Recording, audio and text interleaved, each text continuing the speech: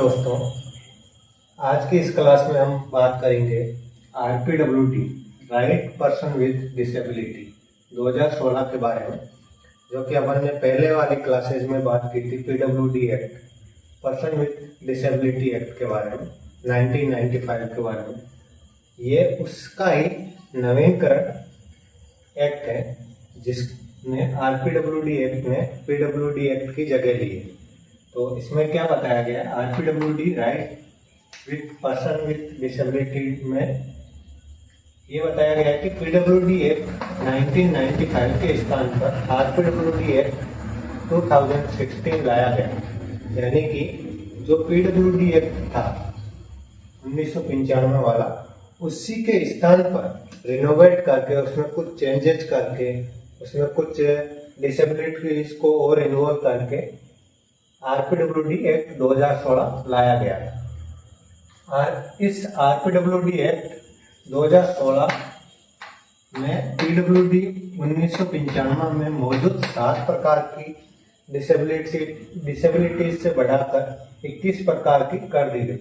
यानी कि जो PWD एक्ट था उसमें टोटल 7 प्रकार की डिसेबिलिटीज थी, जिसमें था पहला दृष्टिहीन थी, कुष्ठ रोग था, लो विजन था, उसके अलावा बौद्धिक विकलांगता थी, हियरिंग इम्पेयर्ड था, और जो शारीरिक फिजिकल डिसेबिलिटी थी, ये सारे। इसके अलावा जो बाकी जो डिसेबिलिटीज है उनको RPWD एक्ट में जोड़ा गया था। इसके साथ ही ये सुनिश्चित किया गया था कि केंद्र सरकार के पास और विकलांगताओं के प्रकार जोड़ने की शक्ति होगी।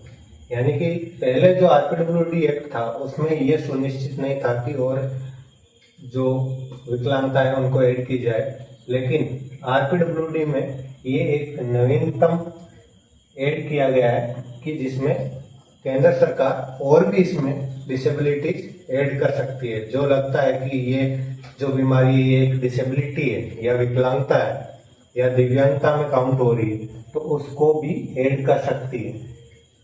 RPWD एक्ट 2016 वर्ष 2016 में संसद द्वारा पारित किया गया था।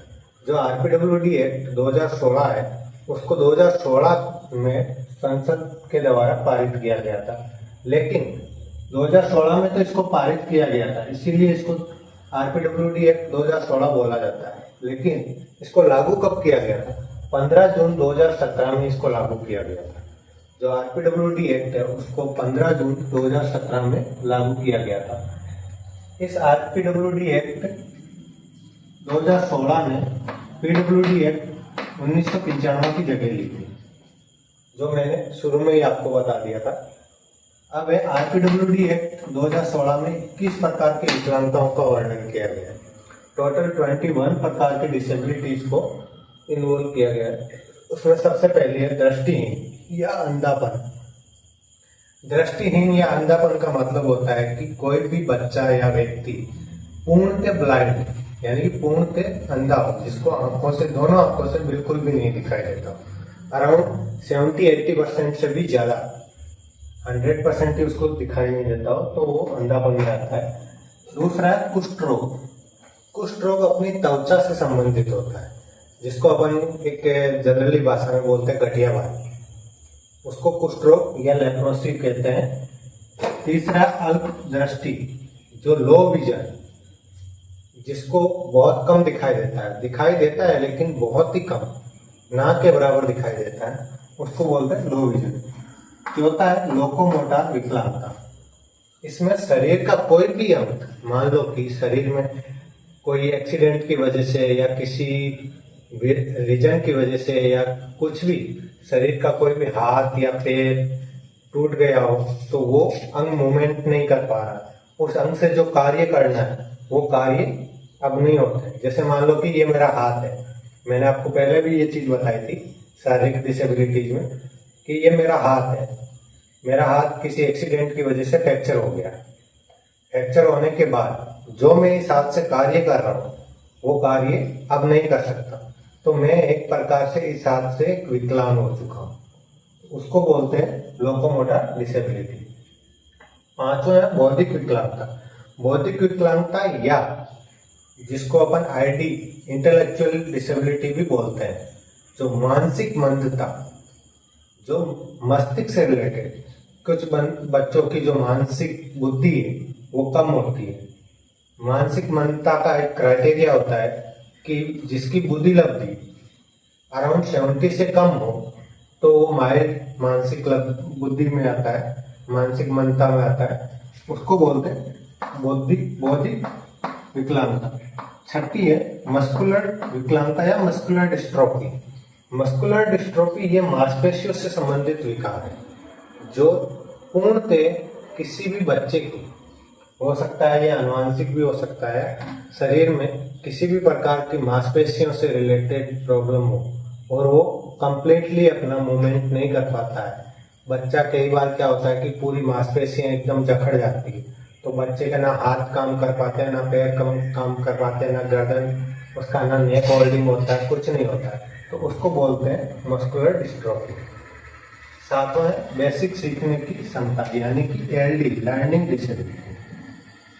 लर्निंग डिसेबिलिटी आपने देखा होगा कई बच्चे ऐसे होते हैं जिनको अपन 5, 7, 10 बार सिखा देते हैं लेकिन वो फिर से भूल जाते हैं। फिर से अपन ने सिखाया, दूसरे दिन उसको वापस पूछा तो वो भूल जाता है। वो वाली डिसेबिलिटी है वो बेसिक सीखने की क्षमता में आती है, जिसको लर्निंग डिसेबिलिटी बोलते हैं। 8वीं है भाषण एवं भाषा विकलांगता यानी कि स्पीच से रिलेटेड, बोलने से संबंधित जितनी भी समस्या है उनको भाषण एवं भाषा विकलांगता में इन्वॉल्व किया गया है, जिसको बोलते हैं कि स्पीच डिसेबिलिटी। जिसमें मान लो कि कोई बच्चा जन्म से ही सुनता नहीं है तो वो बोल नहीं पाएगा। दूसरी चीज है कोई बच्चा ऑटिस्टिक है तो ऑटिस्टिक में भी और अदर प्रकार होते हैं, लेकिन उसमें बच्चा नॉन वर्बल है, कंप्लीटली वो बोल नहीं पाता है तो वो भी भाषण में आता है। तीसरी चीज है मान लो सेरेब्रल पॉल्सी का है तो उसमें उसका जो मूवमेंट वगैरह नहीं होता है तो वो बोल नहीं पाता है, तो वो भी भाषण विकास में आता है, विकलांगता में आता है। अगला है हीमोफीलिया। ये रक्त से संबंधित विकार है, जिसमें क्या होता है रक्त से संबंधित, मान लो कि इसमें रक्त का थक्का नहीं बनता है। किसी को शुगर है, सपोज करो किसी को शुगर है, तो शुगर में क्या होता है, शुगर में एक्चुअली उसका जो मान लो कि कट कहीं से चोट लग गई है तो या कट लग गया है तो उसका जो रक्त का थक्का है, जो जिस प्रोटीन की वजह से रक्त का थक्का बनता है, उस प्रोटीन की में कमी आ जाती है और लगातार ब्लड चालू रहता है, उसको बोलते हैं हीमोफीलिया। उसके बाद आता है बहरापन या हियरिंग इम्पेयर्ड। हियरिंग इम्पेयर्ड और बहरापन बात एक ही। उसमें क्या होता है कि कोई भी बच्चा है जो जन्म से ही सुनता नहीं, किसी रीजन की वजह से उसके जो कोक्लियर के जो हेयर सेल्स है वो डैमेज हो जाते हैं। हालांकि ये आपके लिए बहुत डीपली है कोक्लियर के हेयर सेल्स वगैरह। इसमें आपको एक नॉर्मली चीज है कि आपको ये देखना है कि बच्चा सुन रहा है या नहीं सुन रहा है। यदि नहीं सुनता है तो वो बहरापन आता है। लेकिन इसके बाद आता है ऑटिज्म स्पेक्ट्रम विकार। ये बहुत ही ज्यादा अभी रिसेंटली हो रही है ये प्रॉब्लम, ऑटिज्म स्पेक्ट्रम डिसऑर्डर, जो कि बच्चों में बच्चा अपनी एक खुद की दुनिया में रहता है, ना कि उससे अदर उसकी सिमिलर एज के बच्चों के रिलेटेड जो वर्क करता है वो नहीं करता है। वो अपनी ही एक दुनिया में गुमसुम रहता है। यदि उसको कोई टॉयज पसंद है तो वो उसी टॉयज के साथ खेलता रहेगा, या उसको दौड़ने लग गया तो वो दौड़ता रहेगा, या कुछ भी चीज है उसको ना उसके पेरेंट्स की कोई कमांड फॉलो करता है, ना वो अदर किसी पर्सन की कमांड फॉलो करता है, ना वो किसी के रिलेशन के बारे में जानता है, ना उसको में कोई इमोशंस होते हैं। बस जस्ट उसको कुछ खाना है तो वो तुरंत जाके उस चीज को उठाएगा, खा लेगा। उसको अपने से केवल मतलब है, उसको दूसरे बच्चे से, जैसे मान लो कि नॉर्मल बच्चे होते हैं जो अपने 4-5 साल के बच्चे होते हैं तो वो गैदरिंग में जो उनके सिमिलर एज के बच्चे होते हैं तो उनके साथ खेलते कूदते हैं, लेकिन उस बच्चे में ऐसा नहीं। वो एक कोने में बैठा रहेगा, अपनी ही दुनिया में खेलता रहेगा, उसको उन बच्चों से कोई मतलब नहीं। यदि उन बच्चों में से किसी ने उसको जाके छेड़ दिया या उसको उसके साथ खेलने की कोशिश की तो वो तुरंत इरिटेट हो जाएगा और वहां से उठ के चला जाएगा, दूसरी जगह जाके बैठ जाएगा, लेकिन उस बच्चे के साथ इन्वॉल्व नहीं होगा। ऐसे प्रकार के जो विकार होते हैं वो ऑटिज्म स्पेक्ट्रम विकार होता है। अगला है 12वीं जो विकलांगता है वो बौनापन। बौनापन को डिसाइड किया गया है कि 4 फीट 10 इंच या 147 सेंटीमीटर से कम की लंबाई हो तो उसको बौनापन में इन्वॉल्व किया जाए। अगला है 13 मानसिक बीमारी। मानसिक बीमारी भी एक प्रकार की डिसेबिलिटी जिसमें मस्तिष्क से रिलेटेड किसी भी प्रकार की बीमारी हो सकती है। इसमें डिप्रेशन भी हो सकता है, अदर कुछ जो बीमारी है वो भी हो सकती है। अगला है सेरेब्रल पाल्सी। सेरेब्रल पाल्सी भी ये जन्मजात होती है बच्चे में। क्या होता है कि बच्चे की जो मसल्स है, जो तंत्रिका तंत्र है, वो पूर्ण रूप से कार्य नहीं कर पाता है, पूर्ण रूप से डेवलप नहीं होता है, तो वो बच्चा कंप्लीटली सेरेब्रल पाल्सी में आता है। उसमें ना तो उसकी लोकोमोटर वर्क करती है, ना ही उसका अदर कोई फंक्शन जो ब्रेन का फंक्शन है वो प्रॉपर रूप से कार्य करता है, जिसमें कि ना वो प्रॉपर रूप से बोल पाता है। आपने देखा होगा कई बच्चे ऐसे होते हैं जिनकी लार टपकती रहती है, कई बच्चे ऐसे होते हैं जो चल नहीं पाते हैं, बस व्हील चेयर पे लाते हैं, व्हील चेयर पे ले जाते हैं, तो उनमें ऑब्वियसली सेरेब्रल पॉल्सी भी होती है। अगला है जीर्ण तंत्रिका तंत्र संबंधी।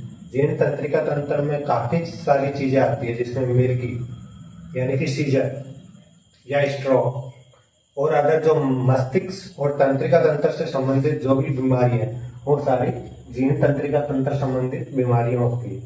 अगला है मल्टी स्क्लेरोसिस। ये तंत्रिका तंत्र की जो प्रतिरक्षा प्रणाली है, यानी कि जो तंत्रिका तंत्र की प्रतिरक्षा प्रणाली, जो रक्षा करने वाली प्रणाली, उस रक्षा करने वाली प्रणाली के द्वारा कमजोर होने के कारण वो मस्तिष्क और मेरुदंड जो अपना होता है उसको सबसे ज्यादा प्रभावित करती है और उसको ही नुकसान पहुंचाती है। अगला है थैलेमिया। ये आनुवंशिक भी हो सकती है, जिसमें आपने देखा होगा कई बच्चे होते हैं जिनको आनुवंशिक ऐसा होता है कि उनमें रक्त की कमी होती है, उनमें रक्त की कमी होती है और बार बार उनमें ब्लड चढ़ाने के लिए हॉस्पिटल ले जाया जाता है, डायलिसिस किया जाता है, तो वो उसमें हीमोग्लोबिन जो बनता है, जो अपने शरीर में रूटीनली हीमोग्लोबिन बनता है, वो प्रॉपर रूप से उनमें नहीं बन पाता है या कम मात्रा में बनता है, तो उसको थैलेमिया कहते हैं। अगला है 18वीं स्कल सेल रोग। ये भी एक रक्त कोशिका है जिसमें जो अपनी रक्त की कोशिका होती है, रेड ब्लड सेल्स, जो रेड ब्लड सेल्स होती है उनका आकार छोटा या बड़ा हो सकता है, यानी कि आकार में त्रुटि आती है या असामान्यता आ जाती है, जिसकी वजह से जो अपने शरीर को ब्लड के थ्रू ऑक्सीजन मिलना चाहिए वो प्रॉपर रूप से नहीं मिल पाता है, तो अपना शरीर में जो भी मसल्स है वो प्रॉपर रूप से वर्क नहीं कर पाती है, वो आते हैं स्कल सेल रोग में। अगला है 19वां एसिड अटैक। एसिड अटैक तो आप सब जानते ही होंगे, अब इसके बारे में तो मैं आपको क्या ही डिटेल में बताऊं, क्योंकि एसिड अटैक तो कोई भी किसी के ऊपर एसिड फेंक दिया तो वो एक एसिड अटैक हो गया। इसके बाद है पार्किंसन। ये भी एक प्रोग्रेसिव डिजीज है जो सबसे ज्यादा तंत्रिका तंत्र और मस्तिष्क पे ही इफेक्ट करती है, जिसमें कि अपने को पता नहीं चलता है कि पार्किंसन है या नहीं, धीरे धीरे वो दिन प्रतिदिन बढ़ती जाती है, इसका कोई इलाज नहीं है संभव, इसमें ये रेगुलर बढ़ती ही जाती है। जैसे जैसे ये बढ़ती जाती है तो अपने शरीर के अंगों का वर्क करना कम होने लग जाता है। मान लो कि ये बढ़ने लगी है तो शुरू में पैरों में होने लगा है तो पैरों का मूवमेंट कम होने लग गया, फिर हाथों का मूवमेंट कम होने लग गया, फिर नेक का मूवमेंट कम होने लग गया, फिर जॉ का मूवमेंट कम होने लग गया। ऐसे करते करते ये पूरे शरीर में फैल जाती है और ये एक प्रोग्रेसिव डिजीज है, इसको बोलते हैं पार्किंसन डिजीज। अब 21वीं जो डिसेबिलिटी है वो आती है बहुविकलांगता। बहुविकलांगता का मतलब होता है कि इसमें चाहे वो अंधापन हो, चाहे वो मानसिक मंदता हो, चाहे वो हियरिंग इम्पेयर्ड हो, चाहे वो बोलने से संबंधित प्रॉब्लम हो, सबको मिक्स करके एक विकलांगता बनाई गई है, उसको बोलते हैं बहुविकलांगता, यानी कि मल्टीपल डिसेबिलिटी। जिसमें आपने देखा हो, मान लो कि सेरेब्रल पॉल्सी का बच्चा है, इसमें मल्टीपल डिसेबिलिटीज होती है। सेरेब्रल पॉल्सी का बच्चा ना चल सकता है, ना फिर सकता है, ना बोल सकता है, ना सोच सकता है, ना समझ सकता है, तो इसमें मल्टीपल डिसेबिलिटीज आती है। तो इस प्रकार से टोटल 21 डिसेबिलिटीज इसमें दी गई है आरपीडब्ल्यूडी एक्ट में।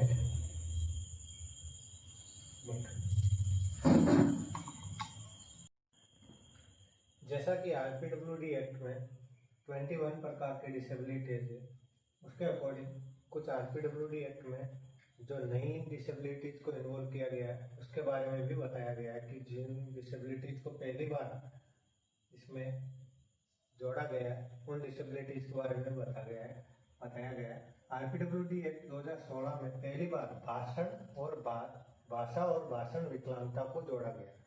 जो स्पीच से रिलेटेड, जो बोलने से संबंधित जो भी विकलांगता है उसको सबसे पहली बार इसमें जो आरपीडब्ल्यूडी एक्ट है उसमें जोड़ा गया है। इसमें एसिड अटैक को भी जोड़ा गया है, एसिड अटैक को भी पहली बार ही जोड़ा गया है। इसके अलावा कुछ बीमारी हैं जिनको भी आरपीडब्ल्यूडी एक्ट के अंदर जोड़ा गया है, जिसमें है थैलेसीमिया, अगला है हीमोफीलिया, अगला है स्किलल सेल रोग। इनको भी जो आरपीडब्ल्यूडी एक्ट है इसमें ऐड किया गया है। अब अगला क्या दिया गया है कि उपयुक्त सरकारों पर यह दबाव डाला गया है कि वे यह सुनिश्चित करें कि विकलांग व्यक्ति भी दूसरे सामान्य व्यक्तियों के साथ समान अधिकारों का आनंद ले सके। इसमें क्या, इस पॉइंट में क्या बताया गया है, जो सामान्य शिक्षक होता है उसकी भी इसमें बहुत अहम भूमिका होती है। और उसके अलावा सरकारों पर यह दबाव डाला गया है कि जो विकलांग व्यक्ति है उनको भी सामान्य व्यक्ति की तरह समाज में जीवन यापन करने का अधिकार है। उनको भी एक समाज दूसरी नजर से ना देखते हुए उनको भी सामान्य व्यक्ति की तरह देखे और उनको भी समाज में जो अधिकार मिले गए सामान्य व्यक्तियों को, उनको भी समान वही अधिकार मिले और वो उन अधिकारों का आनंद ले सके। अगला दिया गया है, इस एक्ट के तहत उच्च शिक्षा व सरकारी नौकरियों में आरक्षण मिलेगा। जो आरपीडब्ल्यूडी एक्ट 2016 है इसके अंदर जो विकलांग व्यक्ति है या दिव्यांग व्यक्ति है उनको उच्च शिक्षा, जो बच्चे हैं 6 से 18 साल की उम्र के, उनको उच्च शिक्षा, और उसके जो 6 से 18 साल के बच्चे हैं उनको तो शिक्षा फ्री में दी गई है, मुफ्त में, लेकिन जो उच्च शिक्षा और सरकारी नौकरियां हैं उनमें भी आरक्षण मिलेगा विकलांग व्यक्तियों को। इसके अलावा भूमि आवंटन में भी उनको आरक्षण दिया जाएगा। जो भूमि आवंटन होती है उसमें भी उनको आरक्षण दिया गया है। गरीबी उन्मूलन योजना का भी लाभ मिलेगा। इसमें काफी सारी ऐसी योजनाएं ऐड की गई है जिनके थ्रू जो दिव्यांग व्यक्ति है, विकलांग व्यक्ति है, उनको उन सारी योजनाओं का लाभ मिले। इसके आगे इस एक्ट के अंतर्गत 6 वर्ष से 18 वर्ष तक के विकलांग बच्चों को निःशुल्क शिक्षा का अधिकार दिया जाएगा। जो कि अभी मैंने इसमें ऊपर वाले में बताया था कि जो 6 से 18 वर्ष तक के विकलांग बच्चे हैं उनको पूर्णतः निःशुल्क शिक्षा प्रदान की जाए, उसके लिए भी अधिकार का इसमें बताया गया है। इसके आगे विकलांग व्यक्तियों के लिए आयुक्त के कार्यालयों को मजबूत किया जाएगा, जिन्हें अब 2 आयुक्तों और 1 सलाहकार समिति के द्वारा सहायता प्रदान की जाएगी। यानी कि पहले जो पीडब्ल्यूडी एक्ट था उसमें सिर्फ एक मुख्य आयुक्त होता था और राज्य आयुक्त होता था, लेकिन अब आरपीडब्ल्यूडी एक्ट में आयुक्त के जो कार्यालय हैं उनको मजबूती प्रदान करने के लिए 2 अदर आयुक्त को गठन किया गया है और 1 सलाहकार समिति का भी गठन किया गया है, ताकि इसका जो भी कार्य है वो प्रॉपर रूप से एक हो सके। तो उसके लिए 2 आयुक्तों और 1 सलाहकार समिति की भी सहायता प्रदान की जाएगी तथा राज्य आयुक्तों में 1 सलाहकार समिति की सहायता प्रदान करेगी। जो ये तो मुख्य आयुक्त के लिए 2 आयुक्त और 1 सलाहकार समिति होगी, लेकिन जो राज्य आयुक्त है उनको 1 सलाहकार समिति की सहायता भी प्रदान की जाएगी। अब आरपीडब्ल्यूडी एक्ट के तहत मुख्य आयुक्त और राज्य आयुक्त शिकायत निवारण एजेंसियों के रूप में कार्य करेगी। यानी कि जो आरपीडब्ल्यूडी एक्ट है उसमें जो मुख्य आयुक्त है और जो राज्य आयुक्त है जिनका गठन किया गया है केंद्र सरकार और राज्य सरकार के द्वारा, उनमें जो विकलांगों से संबंधित शिकायतें, विकलांगों और दिव्यांगों के जो अधिकार है उससे संबंधित जो भी शिकायत होगी, उन शिकायतों का निवारण करने के लिए इन आयुक्तों को नियुक्त किया गया है, जो कि एक एजेंसी की तरह कार्य करेगी। जो एजेंसी निवारण करती है उनके तरह ही ये दोनों आयुक्त काम करेगा तथा अधिनियम के कार्यान्वयन की निगरानी भी करेगा तथा जो अधिनियम बनाया गया है उसमें क्या क्या कार्य हो रहे हैं और कार्यों का क्या शेड्यूल है उसका भी निगरानी में रखेगी।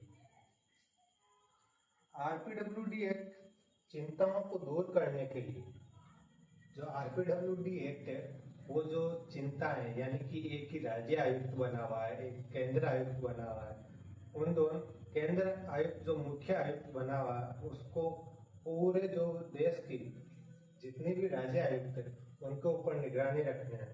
उसके अलावा जैसे कि राज्य आयुक्त है तो पूरे राज्य में जितने भी डिस्ट्रिक्ट है उन डिस्ट्रिक्ट के जो जितनी भी समितियां हैं उनकी निगरानी रखना तथा डिस्ट्रिक्ट में क्या क्या चल रहा है विकलांग व्यक्तियों के लिए या बच्चों के लिए क्या सुविधाएं हैं उनके लिए, तो उनकी चिंताओं को दूर करने के लिए जिला स्तरीय समितियों का गठन किया जाएगा, जो कि प्रत्येक जिले में एक जो दिव्यांगजनों के लिए एक समिति गठित की जाएगी, जिसके थ्रू हर जिले में क्या हो रहा है क्या नहीं हो रहा है उसके बारे में पता कर सके तथा संविधान और ऐसी समितियों के कार्यों का निवारण नियम के अनुसार राज्य सरकार द्वारा निर्धारित किया जाएगा। गठन तो किया जाएगा हर जिले में एक समिति का, लेकिन उनको क्या कार्य दिया जाएगा तथा उनको किस संविधान और जो समितियां हैं उनका कार्यों का निवारण क्या है, निवारण के नियमों के अनुसार जो भी है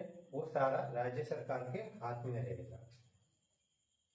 इसके अलावा अगला आरपीडब्ल्यूडी एक्ट के अंतर्गत विकलांग व्यक्तियों को आर्थिक सहायता प्रदान की जाएगी, यानी कि जो विकलांग व्यक्ति है उनको जो आरपीडब्ल्यूडी एक्ट है उसके तहत जो आर्थिक सहायता वो प्रदान की जाएगी, जिसमें कि मान लो कि अभी जैसे किसी का डिसेबिलिटी सर्टिफिकेट बना है तो उसके हर महीने अकाउंट में कुछ पेमेंट आता है आर्थिक सहायता के तौर पे, वो दी जाएगी। इसके लिए राष्ट्रीय और राज्य कोष का निर्माण किया जाएगा। ये कहाँ से मिलेगी आर्थिक सहायता, फिर कहाँ से मिलेगी, उसके लिए जो आयुक्त है मुख्य आयुक्त उसने केंद्रीय और राष्ट्रीय आयुक्त जो राज्य कोष है केंद्रीय और राज्य कोष का भी निर्माण किया है।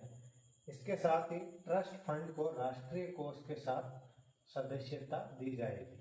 जो ट्रस्ट फंड होते हैं जिन जिन ट्रस्टों में फंड आते हैं उन ट्रस्टों को भी राष्ट्रीय जो आयुक्त कोष है उसके साथ सदस्यता दी जाएगी। अगला है इस विधेयक में विकलांग व्यक्तियों के खिलाफ किए जाने वाले अपराधों के लिए दंड प्रावधान होगा। ये बहुत इम्पोर्टेंट पॉइंट है, क्योंकि जो विकलांग व्यक्ति है या दिव्यांग व्यक्ति है उनके साथ कुछ भी गलत होता है समाज में तो उनके लिए कठोर दंड का प्रावधान भी किया गया है कि उनके साथ कोई भी ऐसी अनहोनी ना हो ताकि वो उससे उनको ठेस पहुंचे। उसके लिए दंड प्रावधान भी दिया गया है। कानून का उल्लंघन करने के लिए मजबूती से दंड प्रावधान दिया जाएगा, यानी कि यदि जो कानून बनाया गया है विकलांगों के लिए या दिव्यांगों के लिए उसकी यदि कोई भी सामान्य व्यक्ति या अदर कोई भी उसकी उल्लंघन करता है या उसको तोड़ता है तो उसके लिए भी कठोर या मजबूत दंड का प्रावधान दिया जाएगा। अब लास्ट पॉइंट है आरपीडब्ल्यूडी एक्ट का। इसमें क्या दिया गया है, आरपीडब्ल्यूडी एक्ट 2016 अधिनियम का उल्लंघन करने से संबंधित मामलों के लिए सभी जिलों में विशेष न्यायालयों को नामित किया जाएगा। यानी कि इसका मतलब ये है कि जो भी आरपीडब्ल्यूडी एक्ट है उसमें जो भी अधिनियम लागू किए गए उन अधिनियमों का यदि कोई भी व्यक्ति या कोई भी उसका उल्लंघन करे तो उसके लिए हर एक डिस्ट्रिक्ट में डिस्ट्रिक्ट लेवल पे एक न्यायालय का एक न्यायालय को नामित किया जाएगा, यानी कि उसको पर्टिकुलरली उसी के लिए रखा जाएगा। ये आरपीडब्ल्यूडी का कंप्लीट चैप्टर है। मैं आशा करता हूँ कि आप सभी को ये समझ में आया होगा। धन्यवाद।